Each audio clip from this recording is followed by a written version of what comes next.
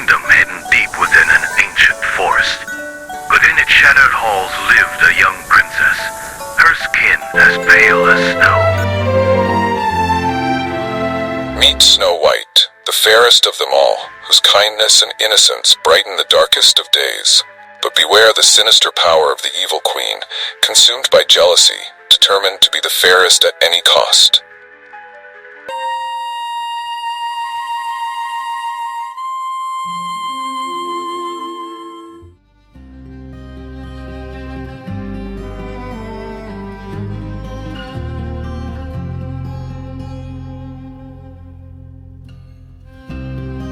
In a world where darkness and light collide, where fairy tales hide secrets darker than you've ever imagined, a story unfolds that will shake your very soul. Are you ready to step into the shadows, to question what you think you know? This is not your ordinary fairy tale. This is the Shadow's Crown, where innocence is a mask, and where choice echoes through eternity. It was during a particularly profound psychedelic experience, one that would later inform the shadow fruit sequences in the novel, that she materialized from the depths of my own unconscious. Tell them what really happened.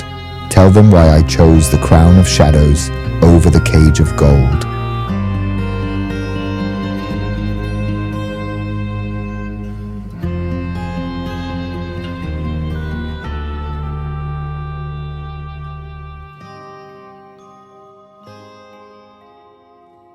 Snow White just broke the biggest rule in fairy tale history, and now every princess in the kingdom is about to pay the price. So you think you know how this story ends, right? Evil queen dies, Snow White gets her happily ever after. Roll credits. Wrong. Dead wrong. Because what nobody tells you about fairy tale justice is that it never really ends. Delivered their verdict 3 days ago. Guilty. First-degree murder. The gavel came down, and with it, the entire foundation of every fairy tale you've ever heard. But here's the thing about breaking the system. Once you crack it open, all the other secrets start spilling out. Prison was supposed to be Snow White's punishment, but it became her university.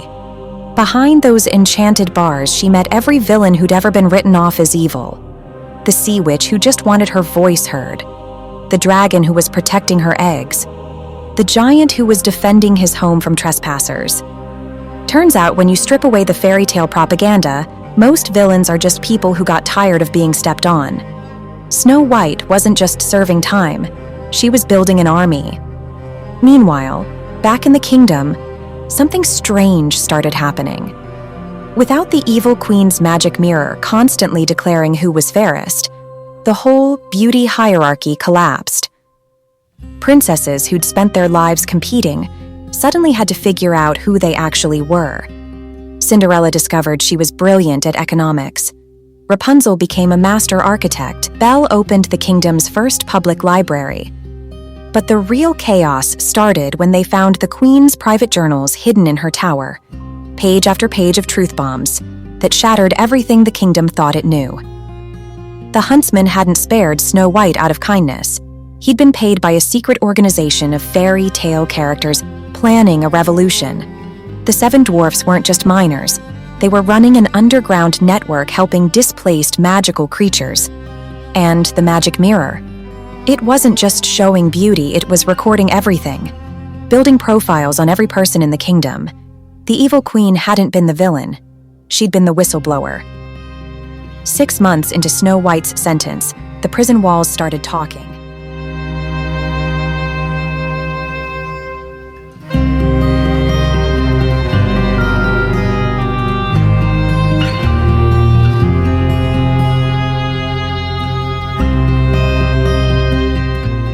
Fairy tales, those simple stories of good versus evil we grew up with.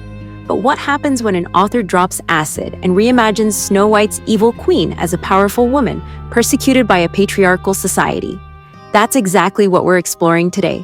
The way Fojtik describes Morgana appearing to him during a psychedelic experience is fascinating, not as a character he created, but as an entity demanding to be witnessed.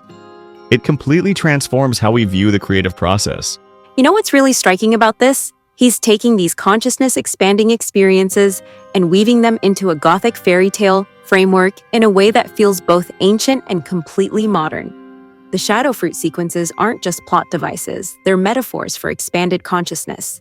That's exactly what makes this retelling so unique.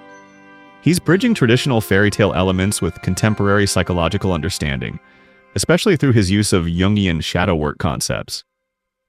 Speaking of Jung, when Fojtik quotes, "One does not become enlightened by imagining figures of light, but by making the darkness conscious," that really sets up the whole framework for how he's approaching this retelling. He's not just flipping the script on who's good or evil. Well, how do you think his background as a Czech immigrant in the UK influenced this perspective on otherness and power?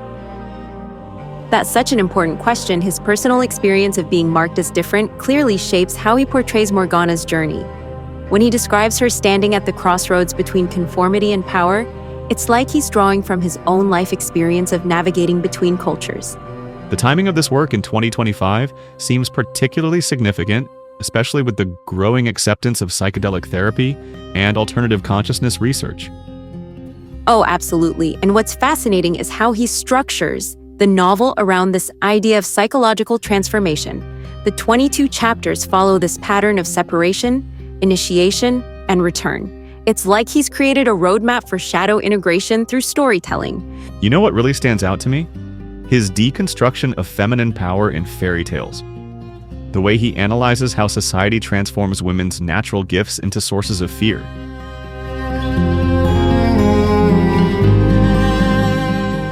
As I write these words in my Bristol flat, I find myself transformed by the journey of bringing the Shadow's Crown to life.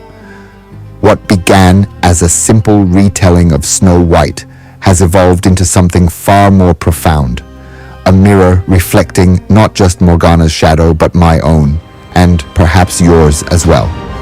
The Shadow's Crown has been unlike any other creative project I've undertaken.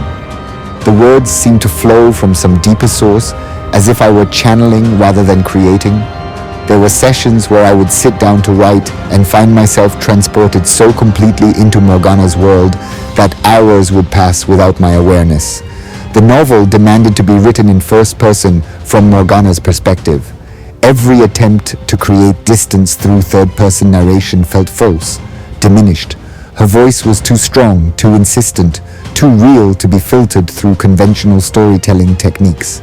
I found myself researching medieval history, studying Jungian psychology, exploring feminist interpretations of fairy tales, delving into the history of witchcraft persecution, all to serve a story that seemed to know more about itself than I did. The novel educated me as I wrote it, revealing layers of meaning that I'm still discovering. A beautiful queen named Ravenna gave birth to a baby girl. The kingdom was filled with joy and celebration, and everyone was excited to welcome the new princess. The queen was struck with fear and confusion, and she knew that her daughter was destined for something different, something dark. Hags cannot hide her gentle grace. Alas, she is more fair than thee.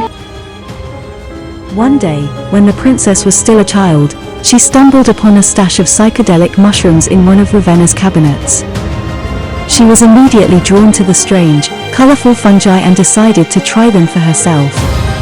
She ate one mushroom, then another, until she was lost in a psychedelic haze.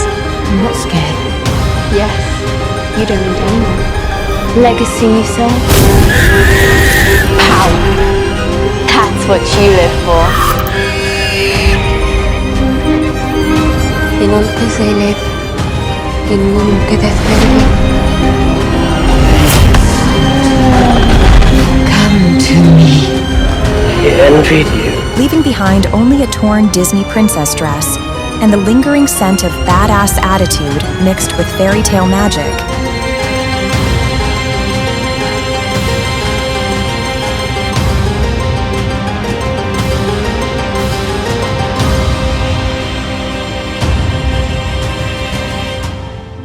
Once a girl with a golden crown, in a world where dreams don't drown. Heart so pure, it shone so bright, unaware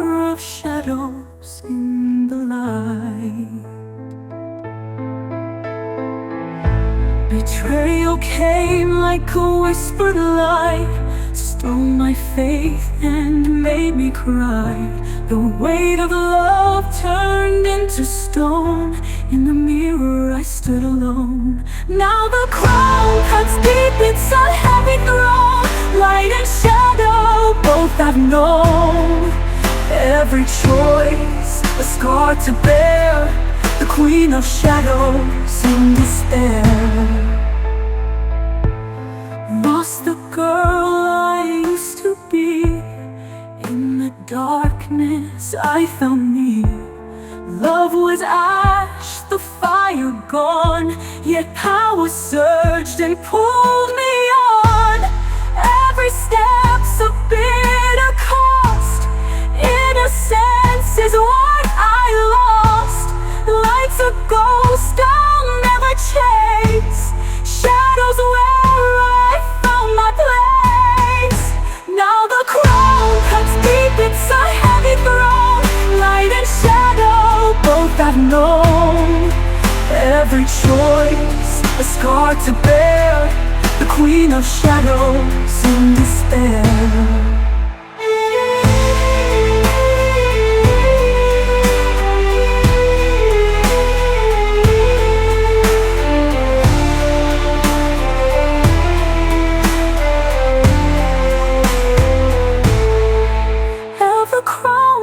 Deep, it's a heavy throne.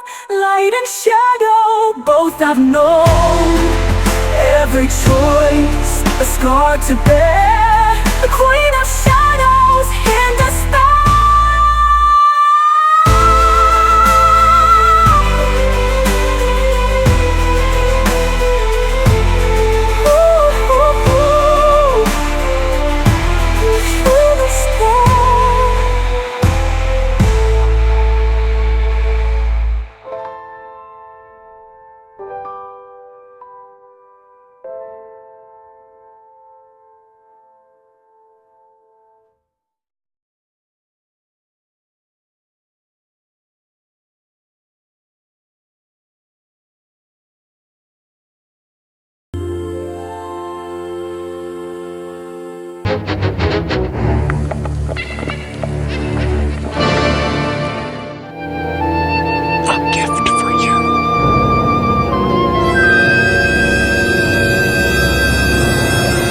Inexplicable fear rose in the queen's heart.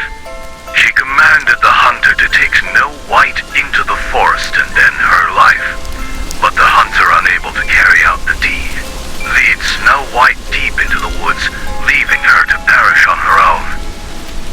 In the heart of the dark forest, Snow White discovered 7 statues. As her fingers gently brushed against one, the forest was instantly engulfed in a thick black mist.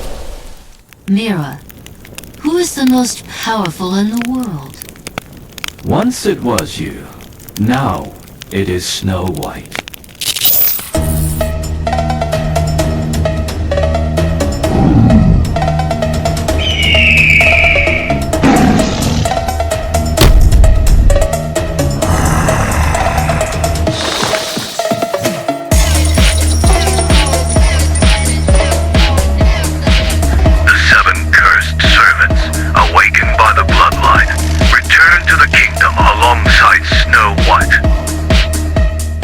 Magic mirror on the wall. Who is the fairest one of all? My queen, you are the fairest here, so true. But Snow White is even fairer than you.